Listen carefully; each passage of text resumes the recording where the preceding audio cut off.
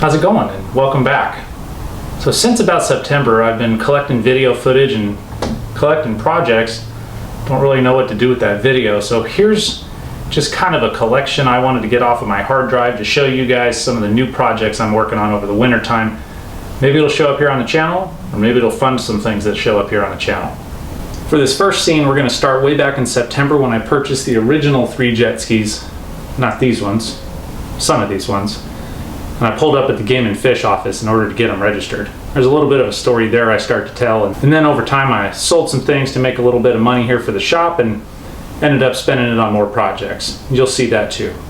Anyway, thank you for watching and I hope you enjoy it. See you at the end.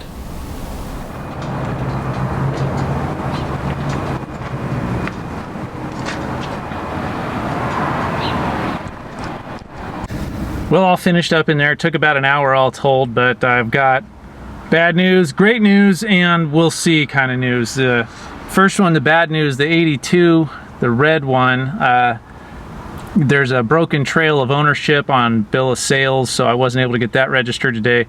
I don't trust the last owner to have that paperwork in hand, so I'm not going to hold out on him. I just ended up paying the $100 to have them investigate it. The good news is 84 got registered. That one was easy. It was an Arizona registered ski. They just needed to do a quick inspection and I walked out with my tags today. Problem is that's the best one and that's my favorite one, and I'm not doing it on the channel this year. And then the last bit of bad news, the 78, that's the oldest and the ugliest looking one. Somebody tried to register it and it was pending in the state of California, so they've got a lawyer investigating that one and they'll be calling me back, but hopefully that one's not going to cost me $100, but that's what they're going to call me back and tell me is it can be registered and you don't have to do anything, or there's a broken paper trail, you need to pay the $100. So we'll see. Welcome back. Check it out. I got 2 more jet skis I wanted to add to the channel. This one's an 81 and that one's a 78, and they're in very different condition, but we're going to get them running. There's nothing particularly remarkable about this story. I responded to a Facebook Marketplace ad. A kid was selling 2 440s, and he told me ahead of time that there was a third one for sale, so I already knew this going in. Both these jet skis were a decent enough deal, so I didn't even haggle with the kid. Loaded them up, threw them on the trailer, and what the hell? Let's throw in that third one for an extra $200. All I've done to this so far is I pulled the fuel system off so I can feed this by a syringe. I've done nothing to it. I haven't even looked at the grease or anything. Watch this.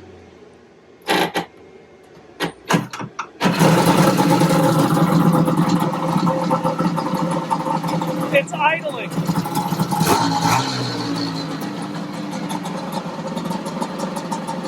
His story was that he and his family had owned 550s before, so he was comfortable and familiar with these.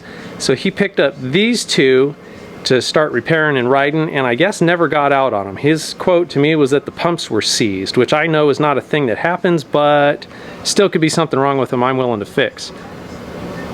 So upon investigating it, this one had a locked up pump and that one had a locked up pump simply for misalignment.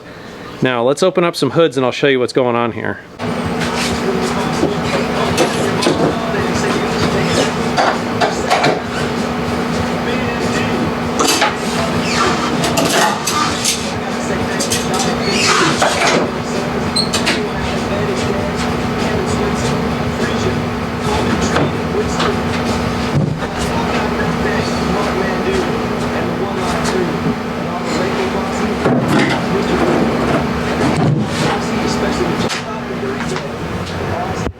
This is a 1978, which tells me that it's going to have the old unlined 440 pump. It's going to have an aluminum cylinder. It's going to have a full circle crank. It's going to have the extra seal back here on the end of the crankcase. And then it should have an old electric box, which it does not have. So this has been retrofitted with a modern electric box, or the newer one from 550s, and the newer electronic switches. Not a big problem. I'm not into this for the collectability. That's also been changed to a modern one, but I do have the old classic if I wanted to revert it back. Not important. Looks like the water box has been spewing a bit of exhaust soot. I'll need to repair a water box. It has a spring that's working. This metal's a bit geeked up. That's a 550 pole. You can tell because it's red and it's got a hand pull pad. We have the OEM 45-degree bars. And this was actually the original start-stop switch. They had a cast housing down here that you pressed a button in and out. This was your start. It was a momentary, and then over here there was just a housing, a single button housing that was a latching on or off. Continuing, that's my battery. I had this running up. Insert video now.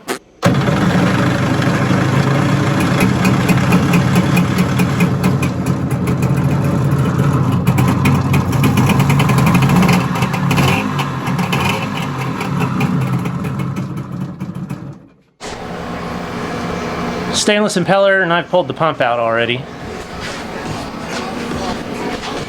And then just overall condition, you know, it's 46 years old. What do you want?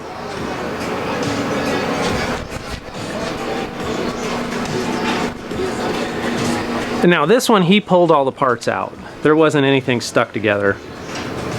It's a mess. This looks like the typical bearing housing, disgusting grease spill. When the cases leak, they aren't normally this bad.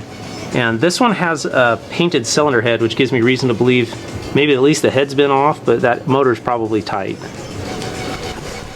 It's also got a pull spring that works. Some 4-degree bars. Stock throttle though. Cables felt good. He's pulled everything out of this one. And I've had some time to go through all the parts. All my OEM parts are here. I don't think I see anything missing except for perhaps fasteners. And you can't count all the bolts just yet. So these are the parts out of the 78. That's all I've got out of it for now. And then here's all the parts out of that 81, or is it an 82? It's an 82. So here's all the parts out of that 82 to get it put back together. So what am I going to do with these things? Well, as it stands, if you look at Facebook Marketplace as much as I do, these things are only worth, it's a 440, and they're worth a lot less than 550s, and especially 750s and 650s. You can get a running 550 for 500 bucks. $1,000 seems to be nicer stuff. Once you cross that $1,000 threshold, people expect nicer stuff. That's what I'm going to make. Nice stuff. I do a series of modifications on these old jet skis that really lake-proof them. They're just some things I don't consider mandatory, but they certainly elevate them in my mind to that higher status of being a better prepared, a more professional jet ski.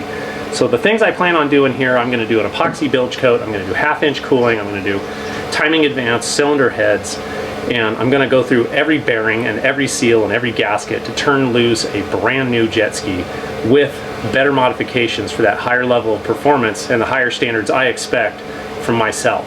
It's just a philosophy I live by. Your work is your signature, and I wouldn't want to turn out anything where anybody could judge me as doing anything substandard.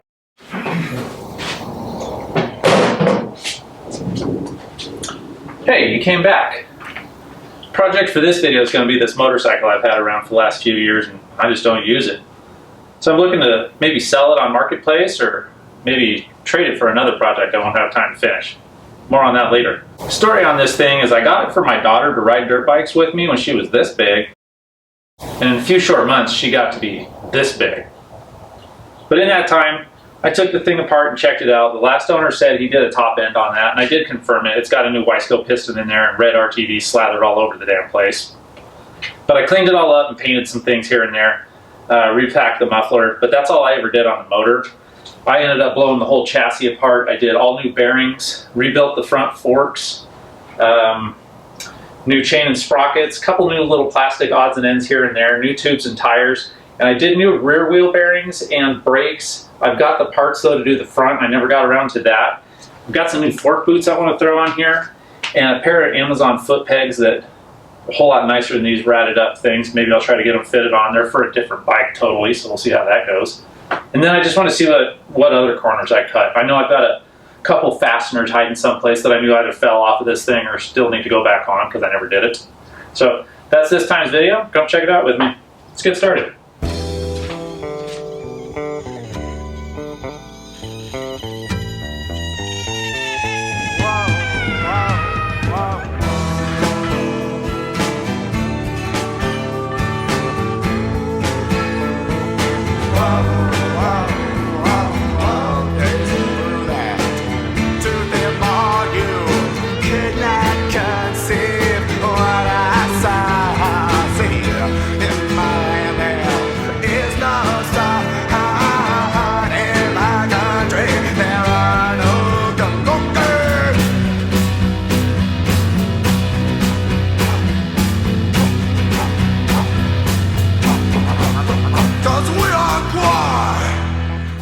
got the bike up here on the lift where I can get a little bit closer. I need to take the front wheel off so I can do the bearings and brakes, and then I'll take the front forks off so I can do the fork boots.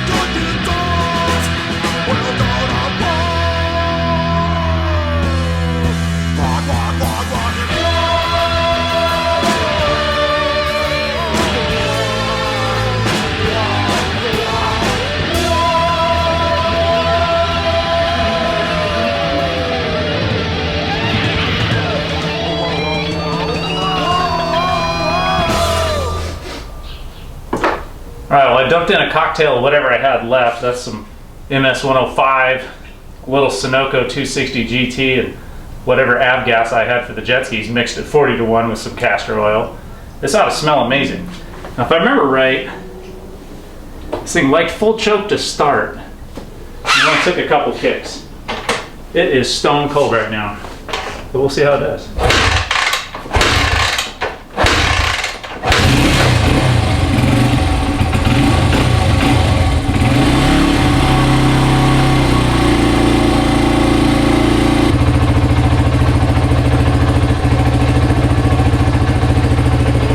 Smells awesome. You guys can't smell this. It smells like a racetrack. There's so many fumes in here. Anyway, I'm gonna warm it up and tinker on the carb just a little bit and take her around the block.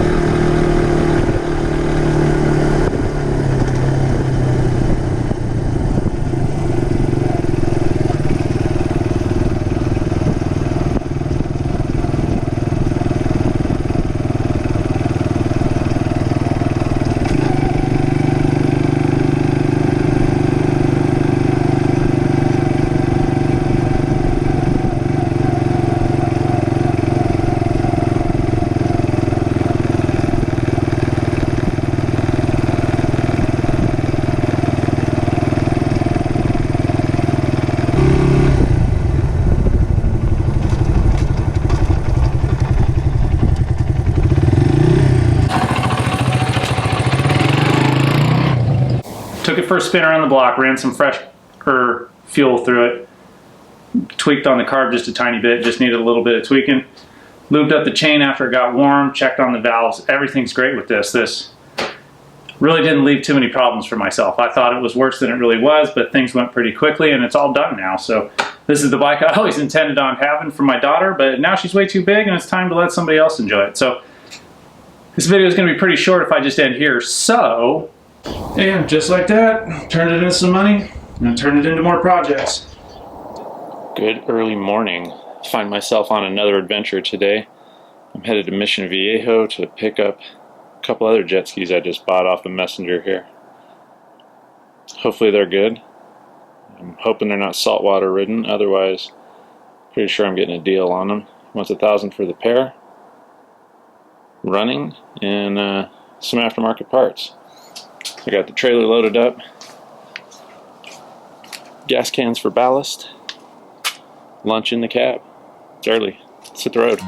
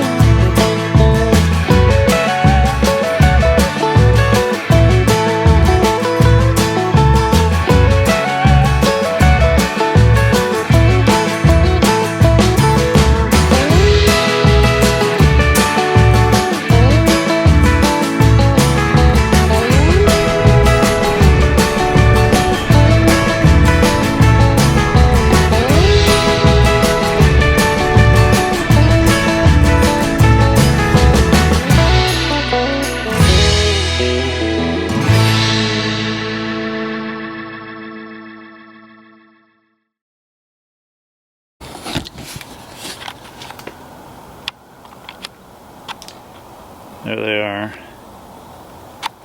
It was a long trip. Just under 800 miles and 16 hours of driving. We'll talk about it in the morning. Alright, it's a day later.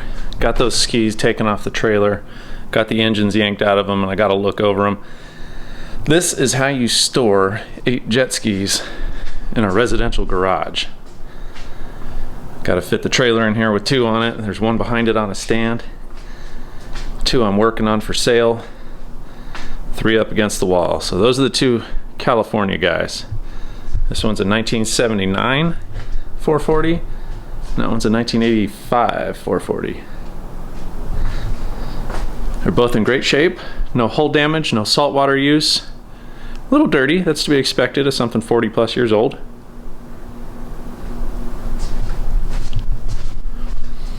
Over here on the parts shelf, I got engines lined up. Those are the tubs for that jet ski and the red hand pull up against the wall here. Just the parts I'm going through. I'm stealing, robbing from Peter to pay Paul so I can get a complete jet ski ready to go for sale. And these are just the engines. Here's out of the 78. Came with a PJS pipe but a stock carb. It's an aluminum cylinder. Let's see, let's move over here. This is the 79, another aluminum cylinder. These 2 were actually flip-flop for some reason, but I figured that out. This one came with some no-name pipe.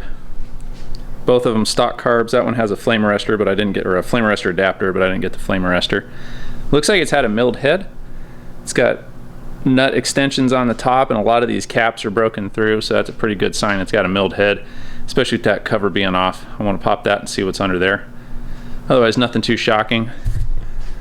Here's the engine out of this guy. Obviously, the head's been off, and it came with an SBN carb and a stock pipe. I'm going to put a stock carb back on it and a stock pipe.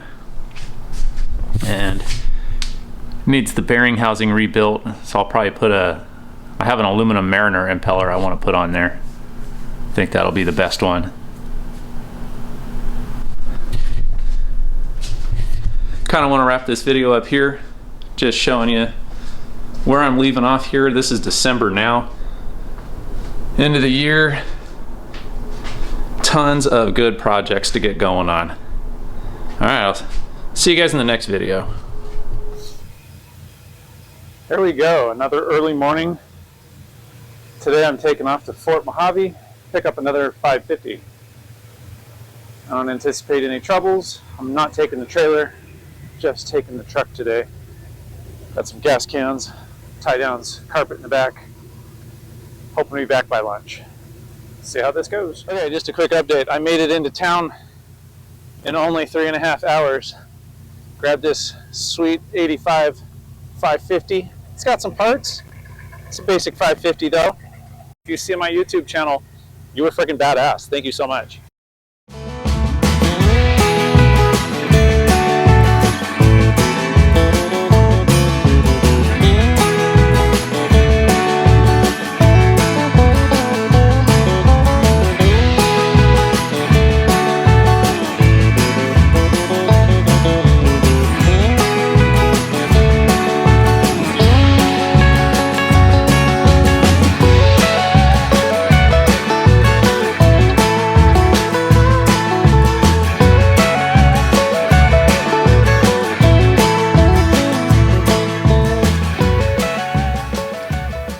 I made it. 7 hours later, here it is. Now, to unload it by myself, figure out how to squeeze it in here someplace. So let's just crawl all over this ski real quick and show you the goodies that it came with. Custom shortened exhaust tube, hand pull spring, billet quick turn with some 0-degree bars and a trigger throttle and ODI grips. And just looking it over, HydroTurf. The light colors always fade in the sun, so that's a little recessed, I guess. Eroded primer kit. You can tell by the primer kit. It's got some cap screwed in there. It's supposed to have a pull-off cap. Gotta figure out how to get that out. Nothing unusual down here, but I do notice PJS ride plate that's been lengthened. That's kind of cool. And then underneath, there's a PJS intake grate. I'm not sure if I can get the camera in there. There's a Scat Track impeller. I don't know what pitch yet. And under the hood comes with a battery. Well, here's what I saw in the ad. Was the picture was straight down, and I kind of recognized this writing as being a PJS pipe, which is worth more than I paid for the whole ski, which is attached to a PJS exhaust manifold, which is worth what I paid for the ski. A 44mm carb, which should have been standard that year. Hot Products flame arrestor, which $40-50 right there. Some kind of flush kit I'm going to remove. And a bypass fitting, stock water box. So this thing's loaded with parts worth way more than what I paid for it. Came with a title. I'll be able to get it registered real easily. This is the original gel coat. You can tell by the stripe where the original Kawasaki graphics were, and then you can see, I don't know if they were hand painted or just some stick-on letters faded in there. So I think I'll be able to get this original gel coat to come back around. Not too bad a score, it's just dirty. As you can see, I'm a rich man. Not in money, but in stuff and friends. Something I wanted to mention. I appreciate everybody that's watched. This YouTube channel was only meant as a way to share videos between my dad, my brother, and I, because we all lived on different corners of the country. And now that we're all back here in the Southwest, I've kind of just focused on my things, and YouTube was just a way for me to share my videos with whoever decided to watch them. And I'm really shocked that I'm now over 300 subscribers. I don't know all you guys, so this is really cool, man. Leave me some comments. Tell me what you want to see me do with these things, or tell me what you think sucks, because, you know. But I appreciate that. I appreciate you guys watching and subscribing to me. That means a lot to me that you'd want to see me do this some more. So I'll see everybody in the next video. Have a great winter time, and stay warm. Hey, real quick before I forget, I started a Facebook page and an Instagram page that goes along with this channel. So find me on Instagram at 415_motorsports, and Facebook's just my name, Ryan McIntyre. You can find me right there. Leave me some comments and tell me what you want to see me do. See you later, guys.